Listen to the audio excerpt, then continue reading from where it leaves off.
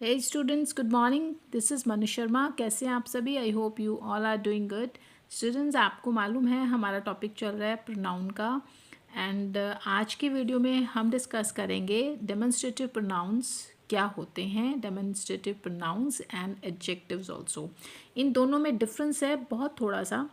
उसी चीज़ को समझेंगे कि क्या डिफरेंस है, कब ये एज अ प्रोनाउन और कब एज अ एडजेक्टिव्स यूज़ होते हैं. तो without wasting much time let's move on to the video. What are demonstrative pronouns? जो डेमोन्स्ट्रेटिव प्रोनाउंस है स्टूडेंट्स, वो पहली बात तो कौन कौन से होते हैं वो आप देख लें. This, that, these and those. आपने पहले भी इन वर्ड्स को सुना होगा, आप यूज़ भी करते हैं सेंटेंसेस में. दिस जो है वो सिंगलर, किसी भी सिंगलर चीज़ के लिए अगर आप एक चीज़ की बात कर रहे हैं वो सिंगल है तो आप दिस का यूज़ करेंगे. और उसी का जो प्लूरल है, अगर आप प्लूरल चीज़ की बात कर रहे हैं तब आप दीज का यूज़ करेंगे. दैट भी आप सिंगलर चीज़ के लिए यूज़ करेंगे और दैट का जो प्लूरल आप यूज़ करेंगे वो दोस्त के लिए करेंगे.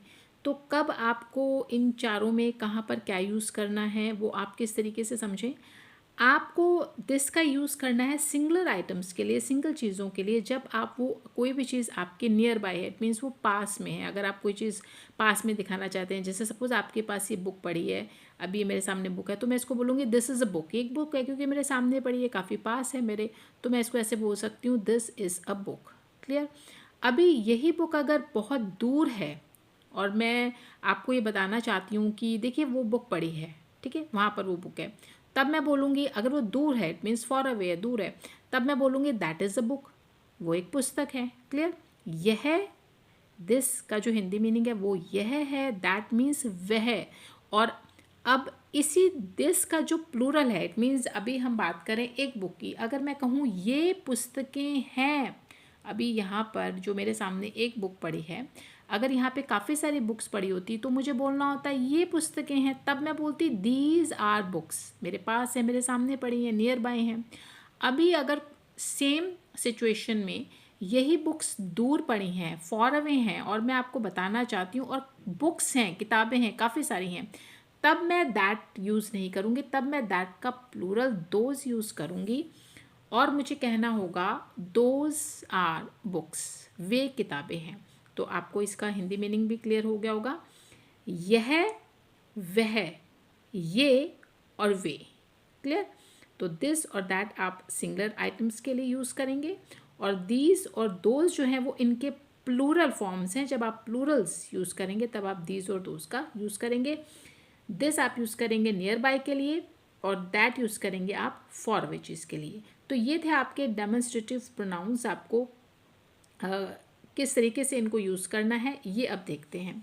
जो आपके डेमोन्स्ट्रेटिव प्रोनाउंस हैं स्टूडेंट्स, ये नाउंस को मॉडिफाई नहीं करते. इट मीन्स ये अपने आप ही इनको यूज़ किया जाता है. For example these are nice shoes.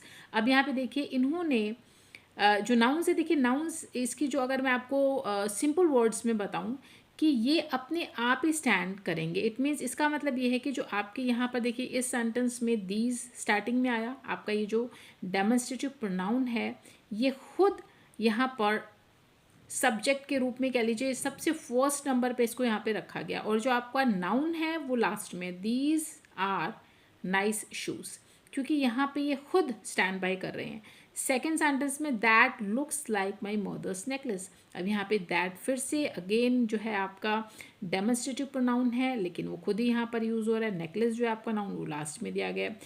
तो जब ये खुद ही अपने आप को दिखाया जा रहा है कि हम डेमोन्स्ट्रेटिव प्रोनाउंस हैं और किस तरीके से ये बिगनिंग में ही आकर यहाँ पर इनका यूज़ होता है, तो अगर आप इस तरीके से इनका यूज़ करते हैं तो ये डेमोन्स्ट्रेटिव प्रोनाउंस के रूप में आपको इस तरीके से इनको यूज़ करना है.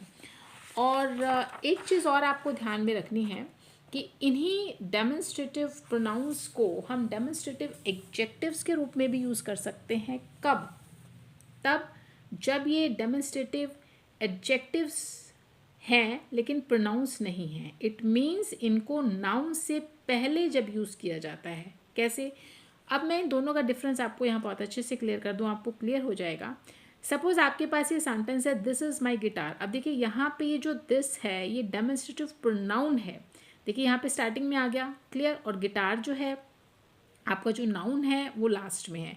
तो इट मीन्स यहाँ पे जो ये दिस आपका डेमोन्स्ट्रेटिव प्रोनाउन है, ये नाउन को रिप्लेस कर रहा है, तो ये एज अ प्रोनाउन यहाँ पे यूज़ हुआ है। इस सेंटेंस में ध्यान से देखिए, सेंटेंस वही है, आपने सिर्फ गिटार को पहले लेकर आए हैं। This guitar is mine, same sentence है, यहाँ पे भी गिटार मेरा है, इस सेंटेंस में भी गिटार मेरा है। लेकिन आप ध्यान दीजिए कि जो आपका गिटार है स्टूडेंट्स, जो नाउन है वो आपके जस्ट ये जो दिस है इसके जस्ट साथ में लगा हुआ है। इट मीन्स अगर इस तरीके से है कि आपके जो डेमोन्स्ट्रेटिव प्रोनाउंस हैं वो जस्ट आपका नाउन से पहले यूज़ होते हैं, तो वहाँ पर आप इस डेमोन्स्ट्रेटिव प्रोनाउन को एज अ एडजेक्टिव मानेंगे। क्लियर? तो यही डिफरेंस है। अगर प्रोनाउन के रूप में यूज़ कर रहे हैं तो आपका नाउन लास्ट में चला जाएगा, और अगर आप एज अ एडजेक्टिव इन्हें यूज़ कर रहे हैं तो वो जस्ट नाउन के साथ आएगा। तो ये ही डिफरेंस है और बहुत सिंपल है, आपको ज़्यादा कंफ्यूज होने की इसमें आवश्यकता नहीं है। It's very simple. अभी यहाँ पर एक छोटी छोटी दो एक्सरसाइजेस हैं, जब आप इन्हें करेंगे तो बहुत अच्छे से आपको दोनों का डिफरेंस क्लियर हो जाएगा, बिल्कुल भी कन्फ्यूज़न नहीं होगी। लेट्स प्रैक्टिस एक्सरसाइज में आपका क्वेश्चन नंबर 11 है एंड क्वेश्चन नंबर 12 है। क्वेश्चन नंबर 11 में आपको कुछ सेंटेंसेस बनाने हैं, यही आपको प्रोनाउंस गिवन है, तब जब आपको डेमोन्स्ट्रेटिव प्रोनाउंस के रूप में इनको यूज़ करना है। एंड क्वेश्चन नंबर 12 में आपको इन्हीं को यूज़ करना है तब जब आप इन्हें एज अ डेमोन्स्ट्रेटिव एडजेक्टिव्स के रूप में यूज़ करेंगे। तो मैंने आपको बताया भी था कि जब आप प्रोनाउन के रूप में यूज़ करेंगे तभी आपको जो आपका नाउन है वो इससे अलग होगा, क्योंकि ये खुद स्टैंड बाय करेंगे। तो अगर मैं दिस का कोई सेंटेंस बनाऊं तो मुझे बनाना होगा, सपोज दिस मैं बना रही हूँ, दिस इज़ एन एप्पल, ये एक सेब है। क्लियर? तो आपने ये सेंटेंस बना दिया। अब आप देखिए यहाँ पे जो दिस का यूज़ हुआ है वो एज अ डेमोन्स्ट्रेटिव प्रोनाउन हुआ है, क्योंकि खुद यहाँ पर ये स्टैंड बाय कर रहे हैं। दैट का भी आप कुछ भी इस तरीके से बना सकते हैं। सपोज मैं बनाऊँ that is a bag, that is a bag, वह एक बैग है। तो यहाँ पर ये भी एक डेमोन्स्ट्रेटिव प्रोनाउन है। दीज में आप बना सकते हैं, जैसे मैंने अभी भी आपको बोला था, दीज आर बुक्स, ये पुस्तकें हैं। तो यहाँ पे जो आपका दीज है वो डेमोन्स्ट्रेटिव प्रोनाउन हो गया। दोज का बना सकते हैं, दोज आर ऑरेंजेस। कोई भी सिंपल, आप कुछ भी सिंपल सेंटेंस खुद भी बना सकते हैं, लेकिन वो मीनिंगफुल होना चाहिए। एस वी यानी सब्जेक्ट वर्ब ऑब्जेक्ट उसमें होना चाहिए, और आपका इस तरीके से एक सेंटेंस बन जाएगा। क्लियर? तो यहाँ पे ये जो आपने यूज़ किया, देखिए नाउन्स लास्ट में है, अगर इस तरीके से आप यूज़ करें तो डेमोन्स्ट्रेटिव प्रोनाउन है। क्वेश्चन नंबर 12 में आपको इन्हें डेमोन्स्ट्रेटिव एडजेक्टिव्स के रूप में यूज़ करना है। तो क्या करना होगा कि जस्ट आपको इन्हें नाउन के साथ यूज़ करना है। कैसे करना है आपको? फॉर एग्जाम्पल में दिस का सेंटेंस अगर हम बनाएं, दिस बॉक्स, अब देखिए यहाँ पे नाउन के साथ दिस है, दिस बॉक्स इज़ हैवी,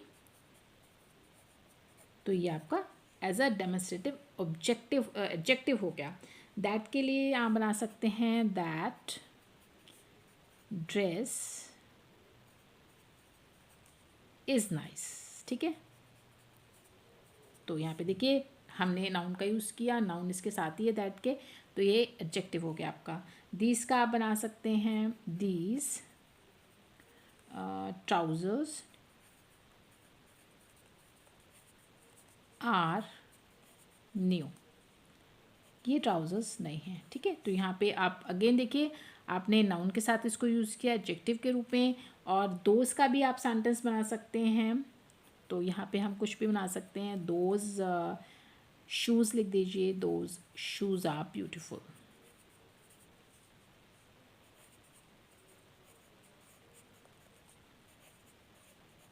ठीक है? वो जो शूज़ हैं वो सुंदर हैं। तो यहाँ पे भी हमने नाउन के साथ ही इनका यूज़ किया। तो ये डिफरेंस आपको एकदम से क्लियर नज़र आ रहा होगा कि जब भी आप एज अ डेमोन्स्ट्रेटिव प्रोनाउन के रूप में इन्हें यूज़ करें तो आप इनको ये खुद स्टैंड बाय करेंगे, नाउन इन आपका लास्ट में चला जाएगा, और जब आप एडजेक्टिव के रूप में यूज़ कर रहे हैं तभी आपको नाउन के साथ इनको यूज़ करना होगा, इस तरीके से। क्लियर? डिफरेंस आपको क्लियर नज़र आ रहा है, और आई होप आपको बहुत अच्छे से क्लियर हो गया होगा। आगे जो बाकी के एक्सरसाइजेज अपनी नेक्स्ट वीडियो में करेंगे, और वीडियो को एंड करने से पहले स्टूडेंट्स, अगर आपको मेरी वीडियोस अच्छी लगती हैं, आप बहुत कुछ सीख पा रहे हैं, ज्ञान प्राप्त कर रहे हैं, तो प्लीज़ मेरी वीडियोस को लाइक शेयर ज़रूर कीजिए, और सब्सक्राइब बटन को क्लिक करना ना भूलें ताकि आपको मेरी अपकमिंग वीडियोस की अपडेट्स मिलती रहें।